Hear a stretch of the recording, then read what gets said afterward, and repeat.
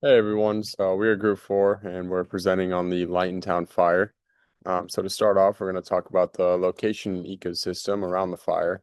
Lytton sits in southern British Columbia, where you can see the Thompson River meets the Fraser River, and you can see that confluence on the map in the photos here. It's about 265 kilometers northeast of Vancouver at roughly 195 meters of elevation.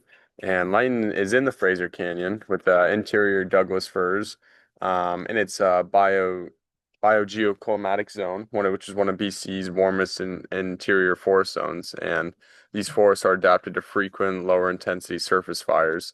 And you commonly will find Douglas firs with ponderosa and lodgepole pines in drier sites of this area. And the canyon's steep topography and the valley winds are some key factors to this fire behavior. And in late June of 2021, an extreme heat dome drove temperatures to about 50 degrees Celsius, which is Canada's all-time record. And this heat rapidly dried fine fuels and stressed vegetation, creating kind of just perfect conditions for a fast fire to spread. And ultimately, the Lytton Creek wildfire destroyed about 90% of the village and caused two fatalities. So, what caused the fire? Short answer is that it's really undetermined at this point.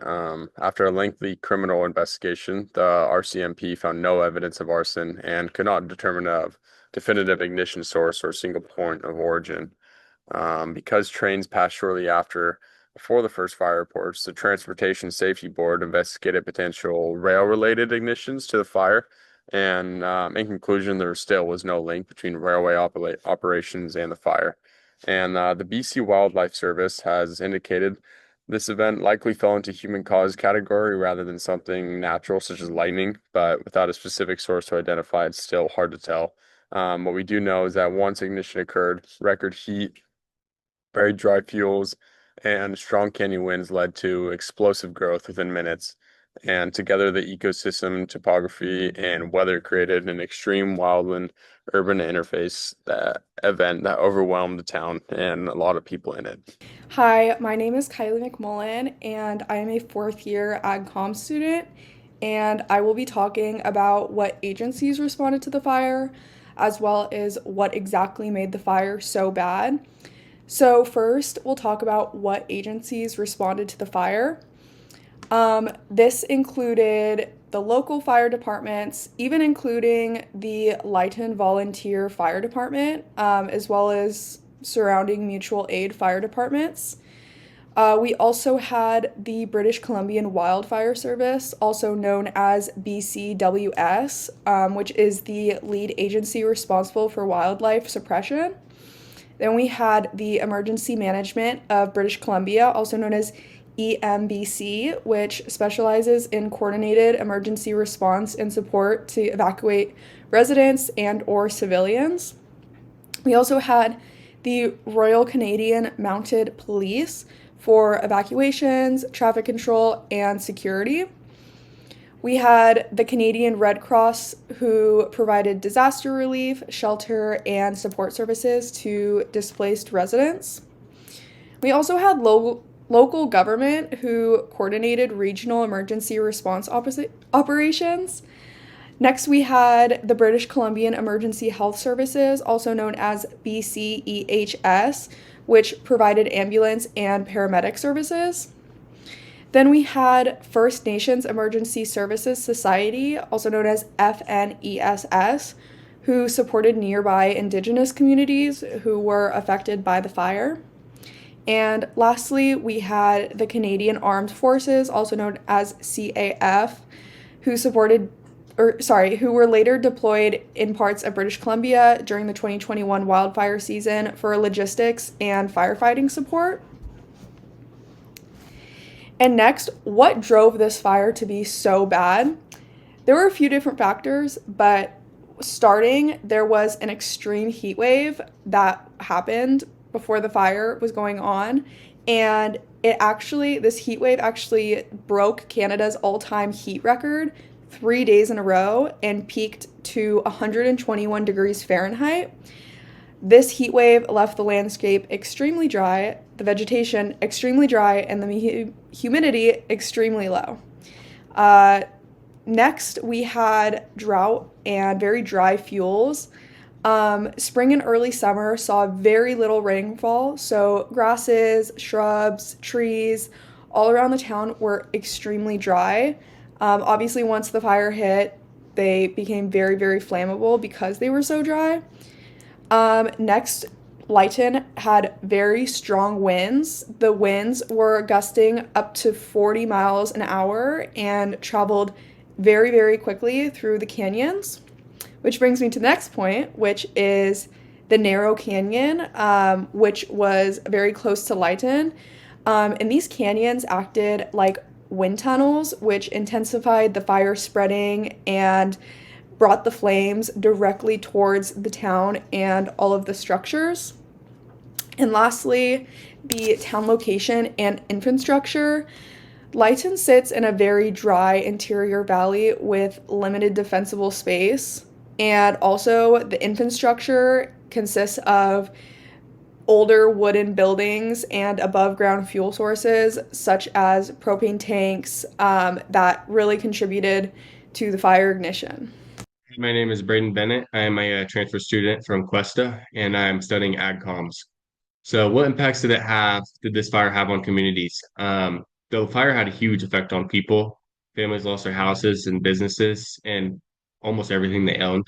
Many elders and families were deeply hurt by being forced to leave the land that they had always lived on, as well as the town's roads and power lines and water systems. They were also destroyed. On top of that, the ground was filled with toxic debris, which meant people couldn't start rebuilding their homes right away or businesses. And even today, recovery has been very, very slow. There has been delays with government aid as well as insurance, and as well as planning. And many people are very frustrated because the rebuilding process has barely even started, even though there has been a lot of money and a lot of things that have been promised that haven't happened yet. So, what was the monetary cost as well as the cost on life? Well, this fire was very costly. Insurance claims added up to more than $100 million. Local businesses lost around $40 million from destroyed buildings, as well as equipment and sales. And on top of that, the government has promised hundreds of millions of dollars to help rebuild.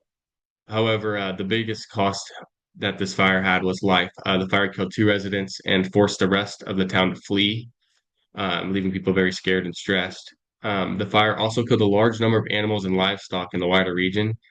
So when we look at the fire, we see damage in two different ways. One of them is the money, yeah, but the other one is human and animal lives that can never be replaced. So together, they really show just how devastating this fire really was. Hi everyone, my name is Tatum Highlands. I'm a fourth year agricultural communications student, and I'm going to be talking about what policies were changed or impacted because of this fire. The Lytton fire caused much disaster within the village, and to counteract that, the government of Canada funded $77 million to help rebuild the village through grants money. That money went to many programs, including the Lytton Business Restart Program and Lytton Homeowner Resilient Rebuild Program. The Business Restart Program helps eligible businesses reestablish in the community and rebuild the local economy. The program provides support for restart costs as well. So any infrastructure help that they need with just to restart, just basically starting from the bottom, making their way back up to the top, they will offer that money to these businesses. And then the Homeowner Resilient Rebuild Program provides grants for eligible homeowners in and around the community of Lytton who wish to rebuild with fire resilient and net zero materials within their homes. So they must accept to do that within their homes in order to get the grant money. These types of homes are very beneficial to the community and to the homeowners themselves, as they're safer in the event of a wildfire. It saves energy and heating costs, and it also increases the value of the home for the homeowners. So it's a great option all around because it is beneficial to the homeowners and as well as the community to keep the town safer or the village safer and to hopefully cause less damage if another fire were to start and to rip through the village. And then additional $64 million was committed by the Housing, Infrastructure, and Communities Canada support the rebuilding of the village. So that's anything from the businesses to the town or to the infrastructure like the roads, the parks, and then to the homes as well. Just to really help rebuild that whole community and to get them back to where they started. Hello everyone, my name is Kimberly Velasco and I'm a second year animal science major. So, what are the preventative measures that could have been taken to reduce the impact of this fire? First of all, we don't know the exact causes of this fire, so we can't pinpoint exactly what could have been done to stop it completely from happening. However, there are many measures that could have been taken before a fire even starts to prevent it from getting to this massive scale of wildfire. First of all, there could have been more firefighting services available in the area to stop the fire. There was such little resources in this area that there's people volunteering to help set out the fire, even though that they weren't firefighter trained or firefighters in the first place. These people were out there risking their lives to set out the fire, even though it wasn't their job to, they weren't required to. So that's one thing. Another thing is increased controlled fires. What is a controlled fire? A controlled fire is a fire that is specifically prescribed for an area that needs it because it has too much dry debris or just too many cluttered trees impacted in one specific area. So why does this help mitigate these massive wildfires? Getting rid of these dry debris ensures that there aren't excess fuel just lying around, basically asking to be set on fire. So, what else could have been done to reduce the impact of this fire? Among many other catastrophic fires such as this one, a lot of places don't have proper fireproofing buildings. They aren't set up to code, and they're made out of easily combustible materials such as wood. So before these fires happen, or before the buildings are even made, construction companies have now, as of recent years, are required to fireproof houses so that they aren't set on fire quite as easily compared to these other places where these houses were built way back then when there weren't these laws and regulations regarding fire hazards in housemaking and in construction in general regarding regular civilian buildings. Okay, what else? There could have been early warning signs and response times. So what does this mean?